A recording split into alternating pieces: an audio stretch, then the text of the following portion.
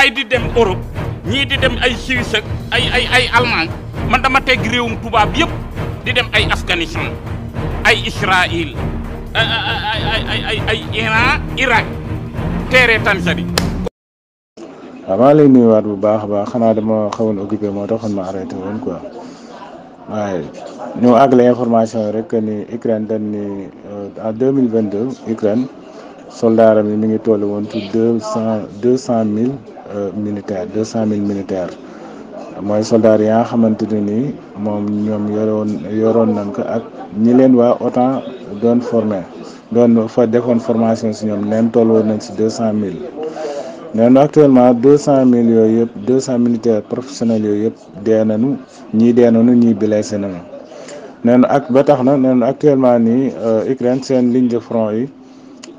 ay civil lañ fay teg ay civil yoo xamante ay dañ leen defoon réserve daal moom la journal bi déclaré Marlov. ba tax nee na benn généralu Allemagne moom moo dirigé woon ça fait 14 mois ngi nii moo nekkoon commandement moo leen jiite woon quoi si ndigalu Union européenne moom généralu Allemagne boobu ba tax na actuellement ni nee na Allemagne ñoom ñoo ngi critiqué maanaam force armée ukrainienne seen préparation bi ñu leen defal baaxul nee na moo waral contre offensive bi échec quoi loolu nag bare na ñoom li ñu koy déclaré bare na trop. ministère bi yor wàllu bitim réew bu France moom dafa ni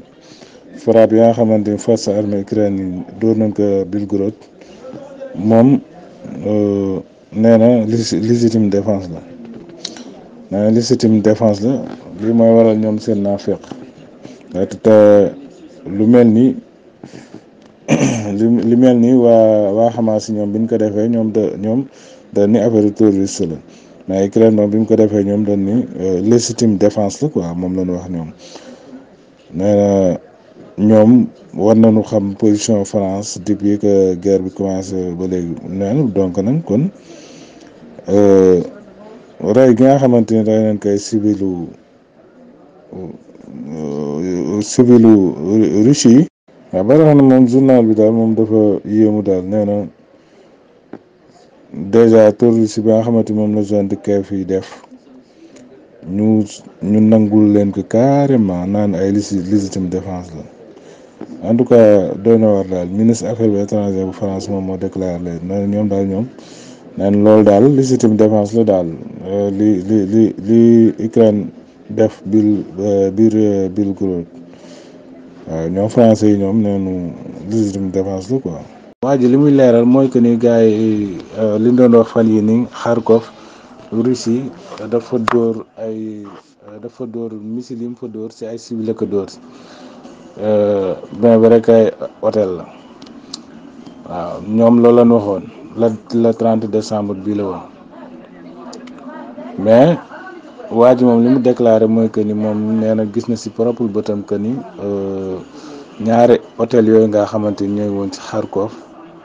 nee na moom gis na fa ay militaires yu bëri yu fa nekkoon moom wax na loolu moom loolu la déclaré que ni daal maanaam li journaliste yi occidentaux yi wax ni ay civil ñoo fi nekkoon ak yooyu li moom li muy wax du dëgg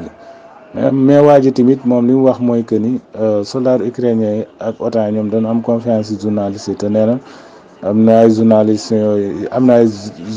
yoo xamante ni ay idiote lañu maanaam daal que ni daal mën na nekk ñoom ñoo leen jaay waaw waaw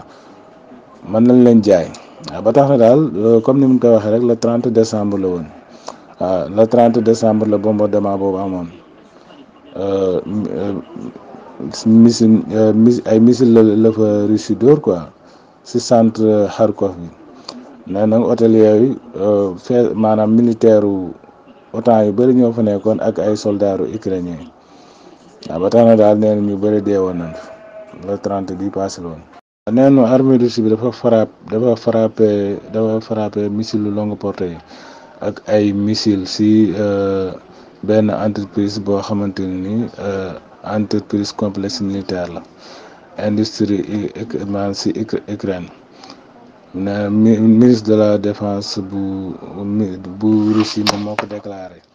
nee na ak entreprise boo xamante ni tamit keef la basé wu si banlieue bi nee na tamit entreprise boobu laal nañ ko comme nee na aussi tamit entreprise boobu moo daan na produit ay missiles ak ay drone aussi tamit di réparer ay armes équipement militaire yu Ukraine. neenu industrie boobu tamit laal nañ ko nee na aussi tamit